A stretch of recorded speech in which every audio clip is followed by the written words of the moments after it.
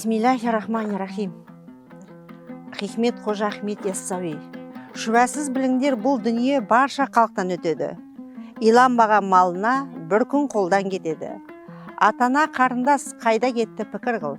Төрт аяқты ағашат бір күн саған жетеді. Хикмет Қожа Ахмет Яссауи. Неки дүние өткінші, Алла мәңгі, Алланың өздері рас, сөздері рас деп Абай атамыз бекер айтпаса керек. Осы хикметті оқи отырып, қақпадан кіргеннен бастап әр хикметті оқи отырып, Алла Тағаланың бар екендігіне шүбәсіз адамның жүрегіне иман ұялайды. Біз дәл қазір ораза айт күні айт намазына қатысып Арыстан баб мешітінде отырарда 30 баптардың бабы Арыстан баб дейді. Қазір Арыстан бабамыздың басына қарай рухына тағзым етуге, Құран бағыштауға кетіп баратырмыз. Мекетур қажылық компаниясы сіздерді әр апта сайын осы Алматы, Түркістан, Арыстан баб, Бестораңғыл әулиелеріне зияратқа сіздерді шақырады. Телефон экранда жазылып тұр.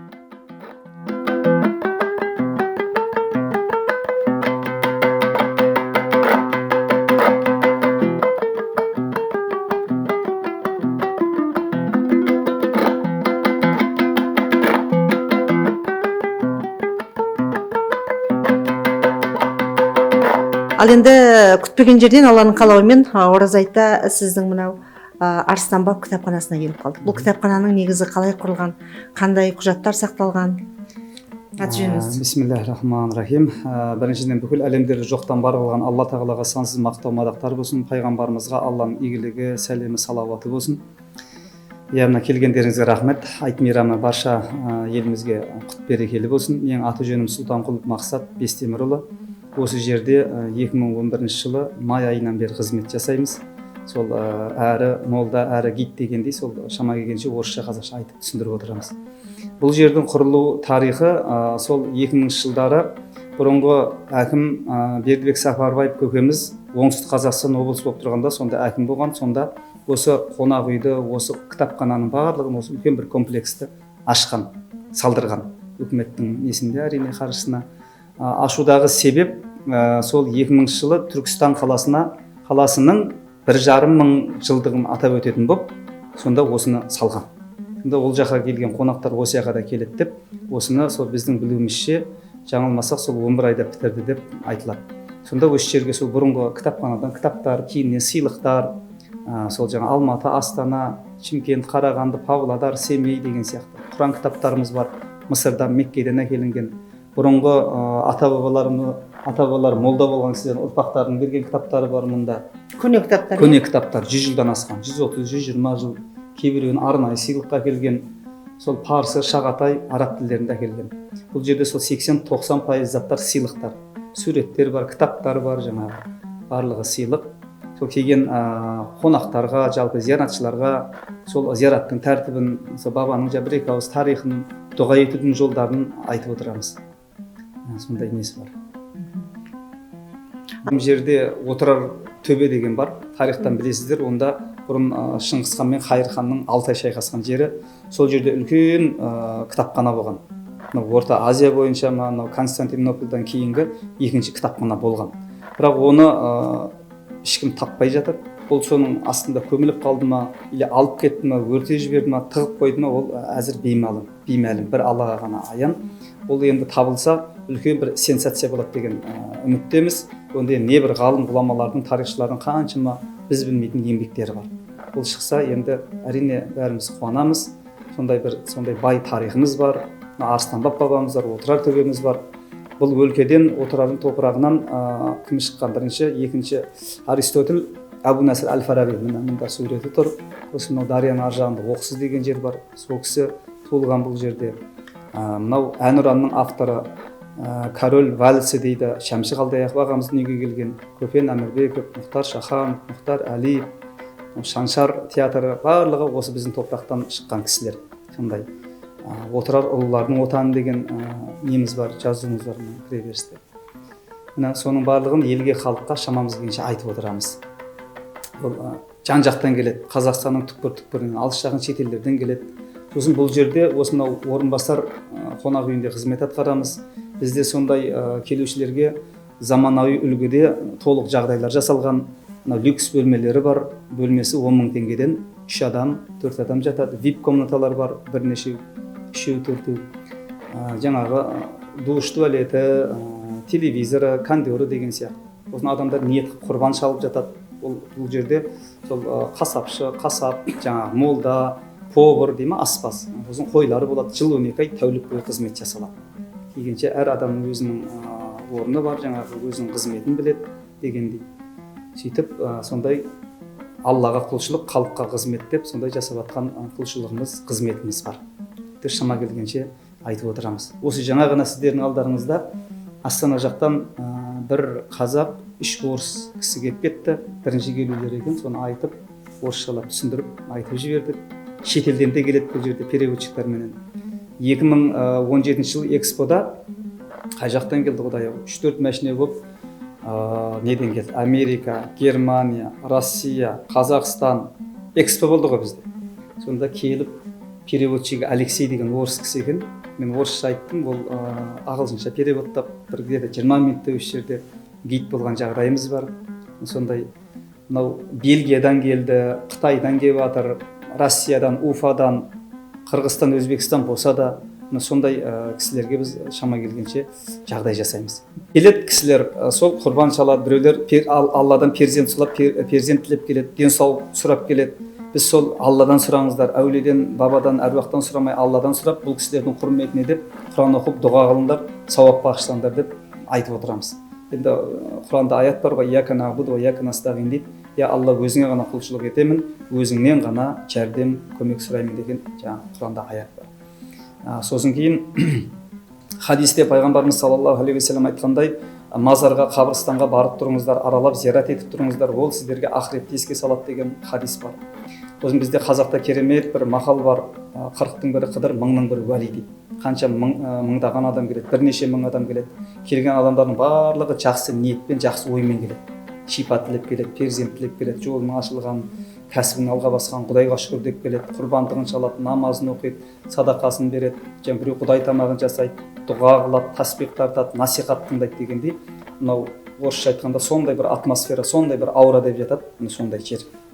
Одан кейінгі бұл зияратқа келудің бір пайдасы сол әулие кісілердің жүрген жолдарын, өмірін үлгі етуіміз. Бұл Арыстанбап бабамыз қандай адам еді? Ислам дініне қызмет қылған, намаз оқып, ораза ұстаған, күнәдан сақтанған, таза, тақуа, тура жолда болған, білімді, сауатты, кешірімді, мейірімді, сабырлы болған пайғамбарымыз Мұхаммед саллаллаху алейхи уассаламның жолын жалғастырған деп біз үлгі өнеге аламыз. Я Раббым Алла, сол кісілердің жолын, имандылығын, білімін бер, ұрпағымызға нәсіп қыл деп Алладан сұрауымызға болады. Сондай жан-жақты біз толыққанды, тыңғылықты, сондай адам келгесін түсініп, біліп, не үшін келді, қалай дұға қылады, баба кім болған, қайтсе дұрыс болады деген сияқты біз соған шама келгенше қызмет жасаймыз. Ең бір айтатын нәрсеміз осы иншалла.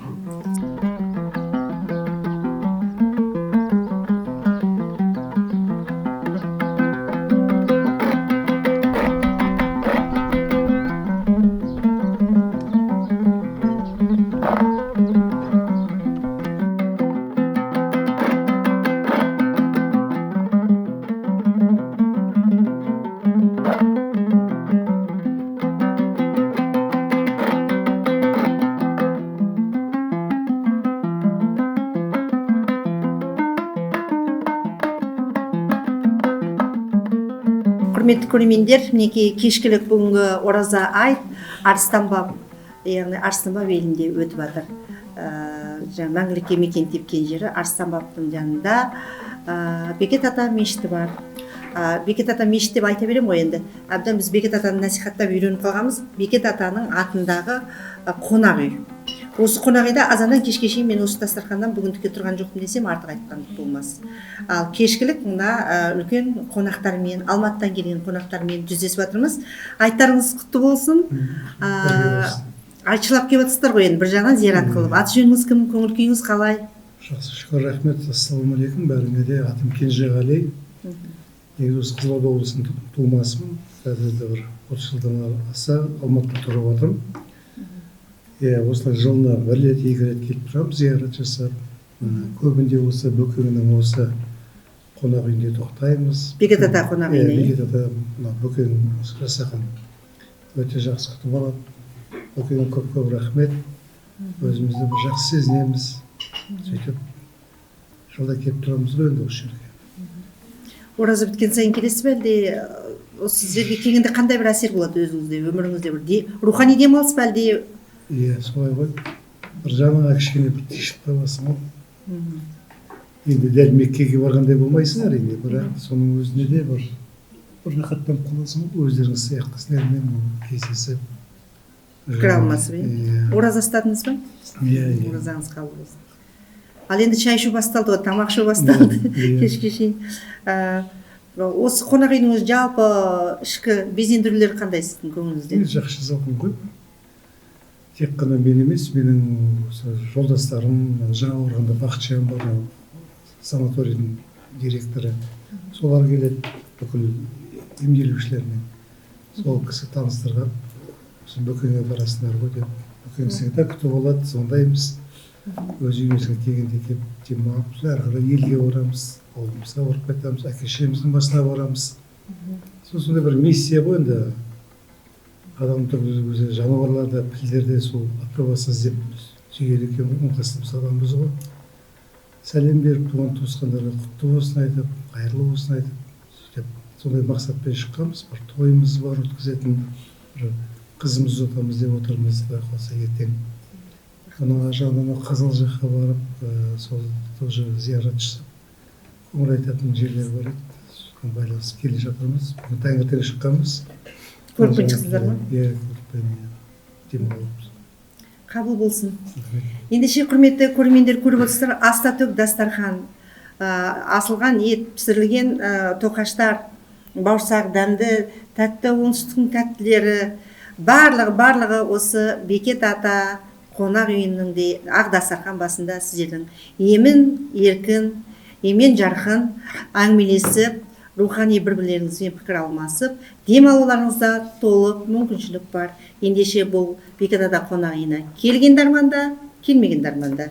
Келем десеңіздер, телефоны экранда тұр. Біз сіздерді Бекет ата қонақ үйіне демалуға шақырамыз. Арыстан бабамыздың басына келіп тәу етсеңіздер, әрине қонақ үй, Бекет ата қонақ үйі сіздердің тоқтайтын жерлеріңіз болады. Алла разы болсын.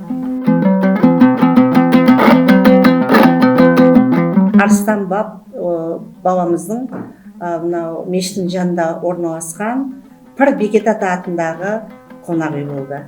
Бізге Бекет ата өте жақын, өйткені бірнеше жыл бойы Атырау Ақтауды 362 әулие жатқан киелі Маңғыстау түбегін аралап, Бекет атаның 7 мешітін түсірген болатынбыз.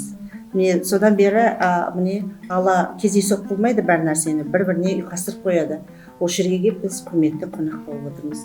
Бүгін қазір сол қонақ үйдің жаңағы жаста болса иесі менің жанымда отыр. Таңертеңіне көріп отырсыздар, қазақтың дастарханы бөтен адам келсін, жақын адам келсін, қашанда осындай кең жайылған дастархан, қашанда азаннан кешке шейін әзір дастархан. Наурыз көже дейсіз бе, бауырсақ дейсіз бе таңбозынан, тандыр нан дейсіз бе, оңтүстіктің дастарханын көріңіздер, енді жеміс-жидек үзілмеген. Ендеше біз қазіргі сәтте осы қонақ үй өте ұнады маған. Және осында отырған жастар да өте көңілді келіп отырған. Ал өзіңіз айтып өтсеңіз, бұл қонақ үй қай жылы салынды? Атын қалай қойдыңыздар? Сіздер осы Бекет атаның ұрпақтарысыздар ма? Аты жөніңіз кім? Саламатсыз ба? Менің есімім Тұрлан болады. Осы жерде Арыстан бабамыздың басында келгенімізде осы қонақ үйді салғанымыз 2020 жылы аштық. Осы 2020-да карантин басталған кезде ашылды. Сол кездерден бастап қызмет етеміз осы жерде. Әйтеуір халыққа келген пайдамыз тисін деп осы жерден қонақ үйді баға жоқ, мынау халық өзі еңбекті алып бергенін алады деп ашқанбыз. Ол мына өзіміздің атамыз, соның атам менің әкемнің әкесі ниеттеніп осы жерде сөйтіп ашамыз деп сол кейіннен өстіп. Аты кім ол кісілердің? Атам есімі Тасбалта, сол кісі әйтеуір ниеттеніп сол кезден бастап ашамыз деп сол әйтеуір сол 2020 жылға қарай ниеттеніп сол кезде тура келді, сол кезде ашылды. Содан бері мына 4-ші жыл болып отыр. Биыл құдай қаласа осы жерде қызметтеміз, осы жерде Арыстан бабамыздың басында. Бұрын ертеректе келгенбіз ғой негізі, бірақ осы 2020-да ашылды. Сіздер сол Атыраудан келдіңіздер ме? Жоқ, біз осы жерде осы жерде тумасыздар, иә? Иә, менің өзім атам атамның әкесі Нұрыш дегенде сол Арыстан бабамыздың алдында жатыр. Мына баяғыдан осы жерден шәуілдірдің қасында мына сол жерге келіп бұрыннан сол жерде тұрғанбыз, қара шаңырағымыз сол шәуілдірде. Өте жақсы. Ал енді бұрын соңды болмаған, жалпы өте сирек кездеседі. Бұл маңайда қонақ үйлердің бәрі қолжетімді баға, әр кез келген адамның қалтасы көтереді. Бірақ та Аллах разылығы үшін өзің қанша бере аласың, бере алмасаң да тегін жата бер деген, мен саған қызметімді жасай беремін сауап үшін деп атасының өсиетін ары қарай жалғастырып отырған ұрпақтары, немерелері. Бұндай таңғажайып бірінші рет естіп отырмын. Көп жерлерде Алла разылығы үшін деп айтады, бірақ ашып қалсаңыз ол ар жағында бизнес жатады. Бірақ әркімнің өзінің тыныс тіршілігі бар, әркімнің өз бизнесі бар. Бірақ сіздерге күнкөріс осылай келгенде адамдар ешқайсысы енді бұйырған ақшасын береді ғой. Сонда осы қонақ үйді ұстап тұра аласыздар ма? Иә, неге ұстамайды? Біреу жағдай жетіп келеді бұл жерге, біреу жағдай жетпей келеді. Осы жерде әйтеуір біреуі жағдай жетпей келген аз беріп кететін болса, бір жағдай жетіп келген көп беріп кетеді, орынды сөйтіп жауып кетеді. Біз де одан ұтылмаймыз. Әйтеуір осы жерге келіп жатқаннан кейін біреу өзінің басына проблемасын шешу үшін сондай жағдайларда келетін кісілер бар. Біреулер жаңағы шүкіршілік етіп осы жерде мынау қазақта сөз бар ғой, мынау өлі разы тірі байымайды деп Құран бағыштап келетіндер бар, олардың жағдайы жетіп келетіндер бар. Әйтеуір сондай кісілер бір-бірлерінің арттарын жауып сондай болады. Біз де одан ұтылмаймыз. Сондай. Яғни шынымен де сауап үшін жұмыс істесеңіз, халыққа соның берекеті бар дейсіз ғой, қайыр берекесі бар ғой, иә? Өте жақсы. Енді кейбір адамдар осы қағиданы сіздің атаңыздың атын тағы айтып өтіңізші. Тасбалта атаның тастап кеткен өсиеті қандай кереметіне, ұрпақтарына сауап үшін, Алла разылығы үшін қызмет етеміз деген қағиданы қолға алғанда некеңіз мынандай берекелі дастархан шығып тұр. Қандай керемет қонақ үйдің іші.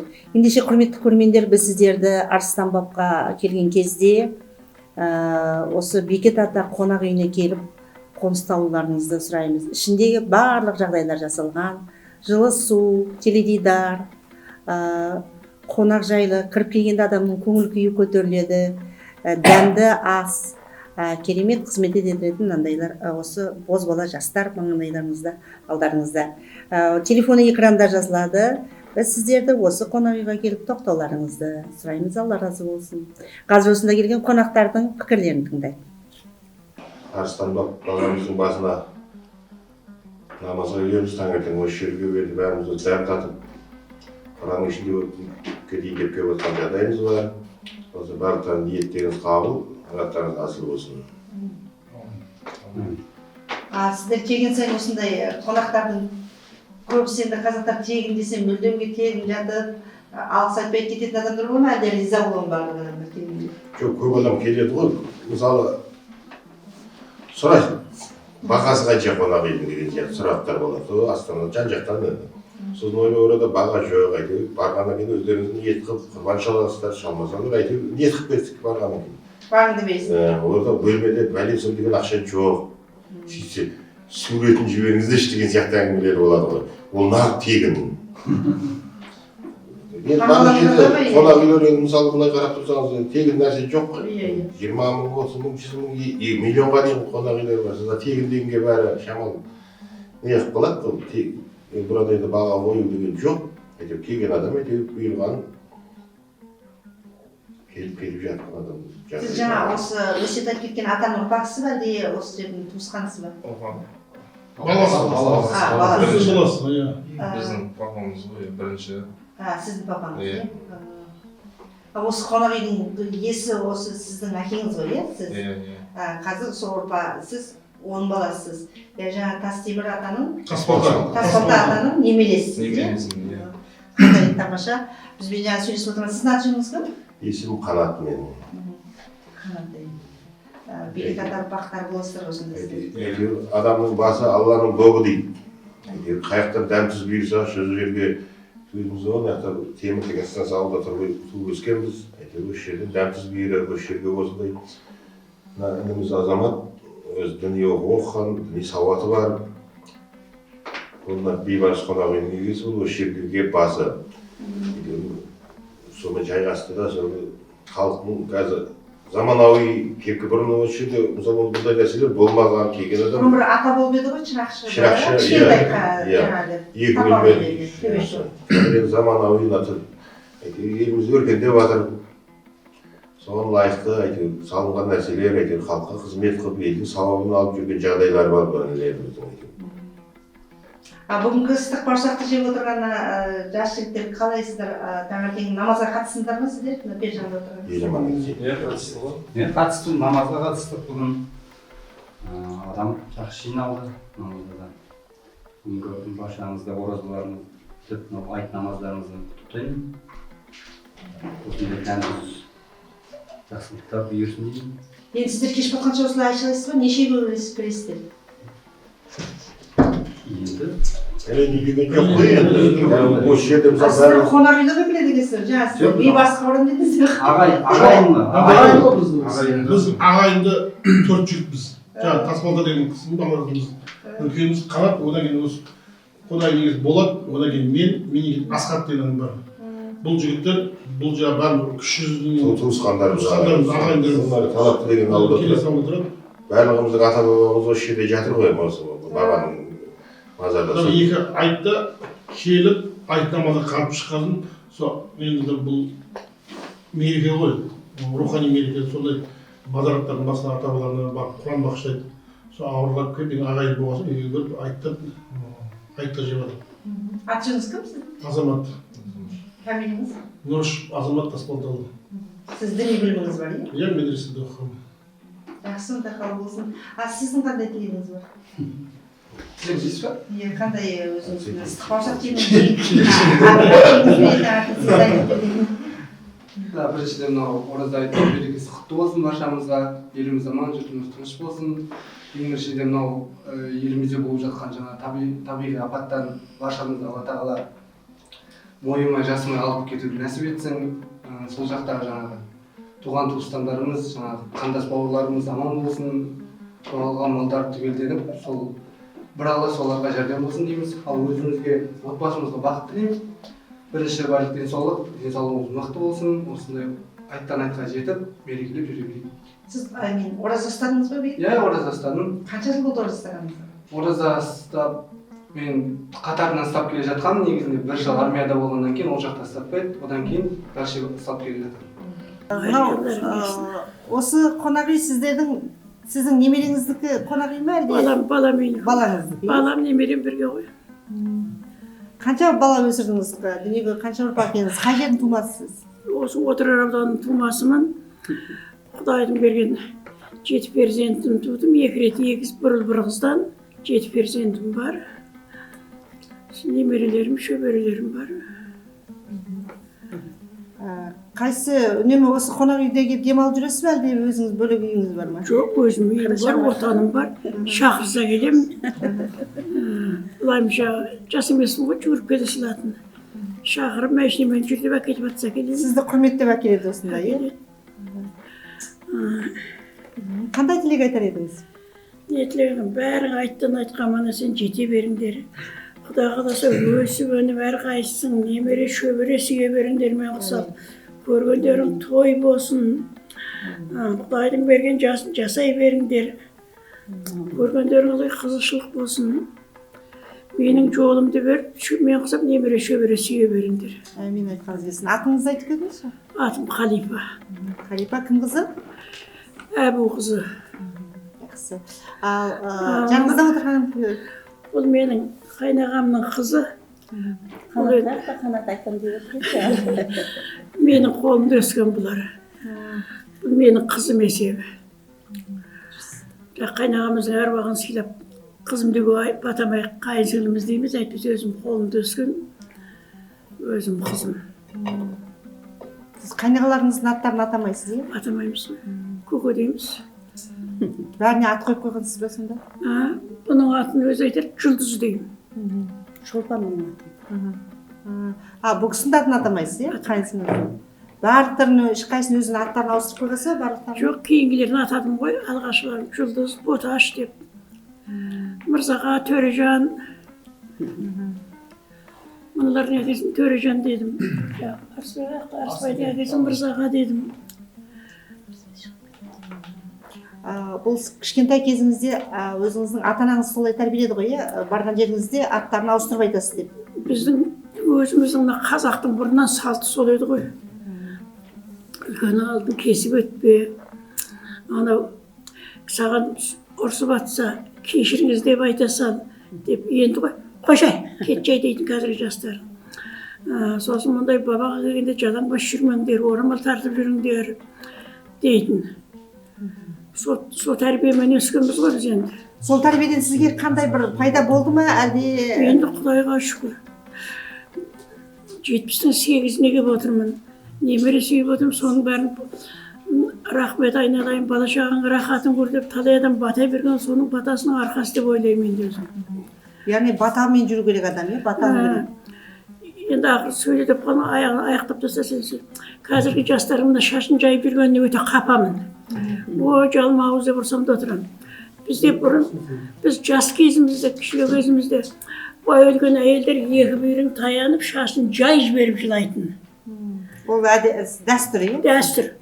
Ана шашын жайған адамды көрсе, байым өліп бет деп ұрсатын. Шашын ешкім жайғызбайтын. Енді қазір шашын жайып жүргенсін, сол мына қалыпта жайылып кетті. Мен бұрында да осындай бір телевизорға түскен жайым бар еді. Сонда редактор Қойшыбай деген маған сұрақ қойды. Осынша баланы бағыпсыз, өсіріпсіз. Біреудің пәленше деген біздің ауылда бір кісінің баласы қарамай тастап кетті, сол неден дейсіз деп ойлады. Сонда мен айтқым, ол кезде мына үкіметтің сүті жоқ, балаға малдың сүтін береді.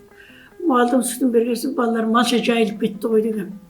Соны оңтүстік Қазақстанға да шығарды, Одарға да шығарды, сол сұхбат. Үйге келгеннен кейін ұрсып атып, сөйтіп адам айтама депті. Яғни ананың сүтін емізу керек дейді. Уызына жармаған деп айтады ғой. Баланы емізгенде құйрығынан қағып отыр дейтін. Біз мына өмшегімізді емізіп отқанда, мына өмшегімізді сүті ағып отыратын. Қазір жастарда ондай сүт жоқ. Жастардың пікірі телефонға, салонға ауып кеткен, сүт азайып кеткен жастарда. Қазір енді балаларға қарамай телефонмен отырады ғой, сонда балалар өзінің өскен дұрыс па, әлде сіздің заманыңыздағы тәрбие дұрыс па? Менің заманымдағы тәрбие дұрыс қой. Менің заманымдағы тәрбие дұрыс демеге дейсің. Қазір ағайын туысқанды қойған жұрт, өзімен өзі болған. Қазір мына заманның су алып, жер сілкініп жатыр, бәрі сол. Жастарымыздың сол тәрбиесі жүргеннен деп отырам үйде отырып алып. Сол кішкене мына әсіресе мына қыздар әйел жолдастар сабасына түссе екен деп тілеймін мен Құдайдан. Шаштарын жинаса екен, біз өріп қоятынбыз, шаштарын өріп қойса екен, түйіп қойса екен дейміз. Шаш жайғанға қарсымын. Жалпы енді қазақта қалай ойлайсыз? Қыз бен келіншекті қалай ажыратуға болады сіздің заманыңызда? Біздің заманымызда келіншектер орамал тартады, қыздар жалаңбас жүреді. Содан ажырататын. Қазір мында біреу қыз ба десем, немересі бар кемпір шаш қоқып отыр. Шашын өріп отыр, иә? Қоқып отыр, шашы бейт. Шашын жайып отыр. Шашын жайып отыр. Ал жас қыздардың орамал тағуына қалай қарайсыз? Жас қыздарды да орамал тартатын. Орамал тартқанда жаңа Құран болған кездерде жалаңбас жүрме деп сол кездерде ғана тағатын Құранды. Жас қыздар орамал көп таға бермейтін. Ол жаңағы ақ орамал, келіншек болғанда тартқан ақ орамалды қазақтың ақ өрі дейтін. Келін болып түскен әйел, яғни келін ақ орамал тағу. Ақ орамал тағу керек.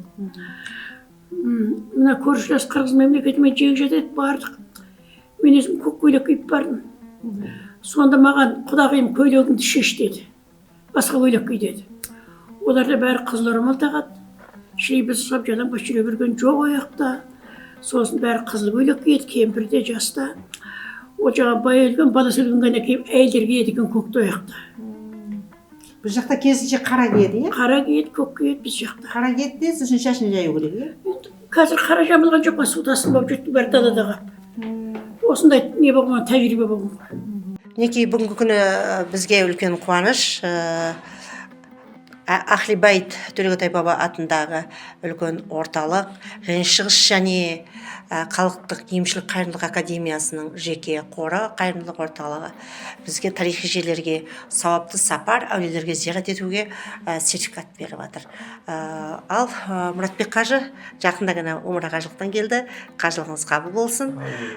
Сіздің осы берген аманатыңызды, бұл аманат қой, сертификат емес, жай ғана рұқсат, әрі рұқсат заңды түрде, әрі бұл аманат. Ендеше құрметті көрермендер, сіздерді Арыстан баб, Әзірет Сұлтан Қожа Ахмет Яссауи бабамыздың, басқа да бірнеше осы қазақ жеріндегі әулиелерді осы ала жаз бойы бізбен бірге сауапты сапарға баруға шақырамыз. Бізбен бірге сауапты сапарға барарда осы Мұратбек сияқты ілімді, білімді адамдар бізбен бірге жүреді. Мүмкін Мұратбек қажы сізде баратын шығарсыз, Алла қаласа. Рахмет, сізге Алла разы болсын. Бисмиллахир-рахманир-рахим. Алхамдулиллахи раббил аламин. Мынау әулиенің басына зират ету деген біздің ата-бабадан келе жатқан дәстүріміз. Мысалы, Адам алейхиссаламнан, мына пайғамбарымыз Мұхаммад саллаллаху алейхи уассаламнан бері келе жатқан біздің дәстүріміз. Оған ең бірінші әулиелердің басына зират ету деп пайғамбарымыз Мұхаммад саллаллаху алейхи вассаламға басына, Нәбидің басына бару, Меккеге, Мединаға бару, зират ету, Исмаилдің басына барып зират ету деп, және пайғамбарымыздың көрсетіп кеткен жолы Исмаил Кағбаның жанында жатқан, оған да зират ету. Мына Ибрахим алейхиссаламның басына зират ету деген соның мұқамына барып намаз оқу дейміз. Мысалы біздерде қасиетті ата-бабамыздан дәстүр бойы келе жатқан мына Әмір Темір бабамыздың салып кеткен қасиетті Түркістанды көтеріп, басын көтеріп, қазір мына бізге ізгілеп кеткен пайғамбарымыз Мұхаммад қайтыс болар кезінде Фатиманың құлағына айтқан: екі нәрседе сақ болсаң жақсы дейді, құрмет етіңдер дейді. Мына қазір біздер шииттер жасап жатқан уақыт, мысалы Арафа кездерінде дейді, менің әхли бәйт басына барсаңдар, Алланы ұлықтап маған салауат айтсаңдар, сендер кіші қажылықтың сауабын аласыңдар. Ол екі күн дейді, қасиетті Арафа күні және қасиетті Ашура күндерінде осындай жасасаңдар жақсы деп. Ал басқа күндерінде сабырлықпенен жаңағы әулиелердің басына барып, любой жаңағы қай жерде болсын жатқан ата-бабаларымыздың арбақтарына барып, ассаламу алейкум ахлал қубур яғфир лана лакум антум салафна нахну бил асар деп дұға қылсақ, бұл хайырлы болады. Осы жерде жатқан арбақтардың әулиелерге сәлем. Кеше олар біз секілді адам болған. Ертең біз де осындай боламыз, ей Алла деп мархамат ету. Сол себептен біз Алланың сүйікті құлдарымыз, біз Алланың сүйікті пендесіміз. Алла тағала бізді бұл жерге адам баласын, бүкіл адамды не қылып жаратып қойды? Халифа қылып жаратып қойды. Сол себептен біз бұл әлемнің иесіміз. Сол себептен біз Алланың сүйіктісіміз. Әл-Вадуд дейді, Алланың сүйікті иесімен біз Аллаға жақынбыз, Алланың сүйіктісіміз, Алланың құрметтесіміз деп айтымыз. Алланың құлымыз деп, біреудің құлымыз деп, өмір бақи құл болу біздің ол дәрежеден шыққан. Сосын осындай жақсы дәрежеге келейік, жақсы неде келейік.